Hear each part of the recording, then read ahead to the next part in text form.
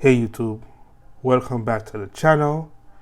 With it being the last day of 2023, I decided to go over my favorite pickups of this year. Now, as a sneaker content creator, I do pick up a lot of sneakers, but these 5 sneakers are my favorite of this year. Coming in at number 5, we have the Jordan 1 Next Chapter that paid homage to the Spider-Man Across the Spider-Verse movie. Sneakers aside, the movie itself was a 10 out of 10 in my opinion, but Jordan brand definitely did their thing when it came to these sneakers. They did take a lot of inspiration from the movies, which can be really appreciated. From the choice of the materials used to the placement of those materials, along with the glow-in-the-dark soles, I feel like they knocked this one out the park. And just in terms of collaborations for this year, I feel like this was one of the better collaborations, if not the best collaboration. I just felt like Jordan brand took their time and everything was done intentional. And with the fact that the movie being so widespread, so popular, these sneakers just added just a little bit extra. So yeah, this is my number 5, the Jordan 1 Next Chapter. Let's move on to the number 4 sneaker. Coming in at number 4, we have the Jordan 1 Vibrations of Niger, or the Jordan 1 Craft, depending on who you ask.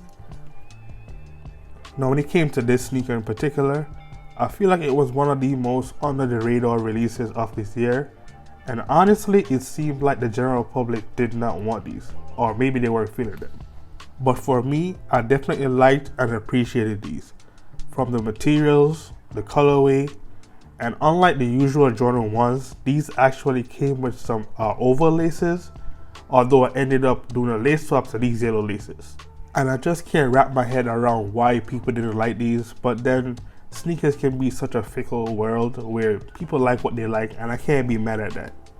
Now the concept of this sneaker was centered around paying homage to Nigerian culture, and in this case paying homage to a traditional item called the irukere, which is why the swoosh and the ankle collar of the sneaker had this pattern.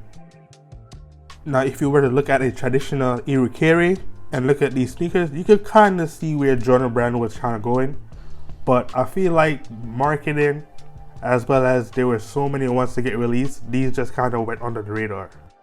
Moving along to number 3, yes, it's another Jordan 1.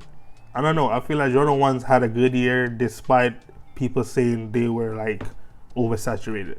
So at number 3, we have the Jordan 1 UNC Toe. And in a year where there were so many Jordan 1s, these kind of stood out the most to me. I feel like these colors just pop the most, and the UNC color blocking is kind of undefeated. You can't really go wrong with a UNC colorway. And also the quality was so good. So in my opinion, definitely top 5 Jordan 1s, but definitely top 3, well, number 3 on my list. And also guys, let me know down in the comments below if you were able to cop the UNC toes, or are you guys just kind of not trying to cop ones right now. I feel like these are a very good sneaker. You could probably find them under retail, but very good sneaker for the spring season coming up. But yes, number 3, the Jordan 1 UNC Toe. Nothing more needs to be said. Fire colorway, fire color blocking, good quality, no complaints. Jordan 1s never will die. At number 2, honestly, I couldn't pick between these 2 colorways, but at number 2, we have the Jordan 4 Thunder and the Jordan 4 Red Cement. With the Jordan 4 Thunder being a retro, I just had to cop it based on nostalgia maybe, and just that the colorway is fire. And who knows when Jordan brand would decide to retro these again, so I had to cop just based on the fact that it's a fire colorway, it's a retro, nostalgia, and I just don't know when Nike is going to release them again. But at the same time, the Red Cement 4s were a fire sneaker as well, hence why both are number 2 on the list. And to be honest, the Red Cement 4s were one of those sneakers that I hated when I saw it online, but in hand they were definitely better. Quality was good, the execution was good, and you know, for a majority white sneaker with just hints of red, it really does the job. And just out of curiosity, I went to check on the secondhand markets just to see if I could probably get a double up, and surprisingly the prices are rising, so I'm glad I was able to cop a retail when I did. So yeah, number 2 was just a hard choice to choose between the Jordan 4 Thunders already joined for Red Cement, so I put both on the list because both are good sneakers. One being suede, one being leather, one being a retro and nostalgia, and one just being a solid colorway. And guys, let me know down in the comments below if you had to choose between the two. Would you take the Red Cement 4s or would you take the Lightning 4s? Comment your choice down below. At the number 1 spot, this might be a little controversial, but it's the Vans New School. And out of all the sneakers I bought this year, I wore these the most.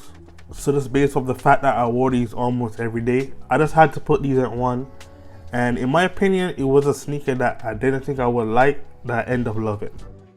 Although this sneaker is just another take on a Vans old school, I like the way that Vans did it. They gave us the beefy tongue, some exaggerated features, and that's what made the sneakers do it for me.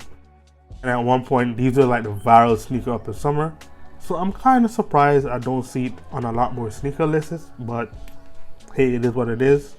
At number 1 for me is the Vans New School. Let me know down in the comments if you agree or if you disagree. And that pretty much wraps up my list for my favorite pickups of 2023. I can't wait for 2024. And before you go, drop a comment, like, subscribe if you enjoyed the video, and comment down below what was your favorite sneaker for this year. So just want to say thank you for rocking with me, thank you for subbing, leaving comments. I appreciate you guys, it means the world to me. And hey, until next time, happy Sunday, peace.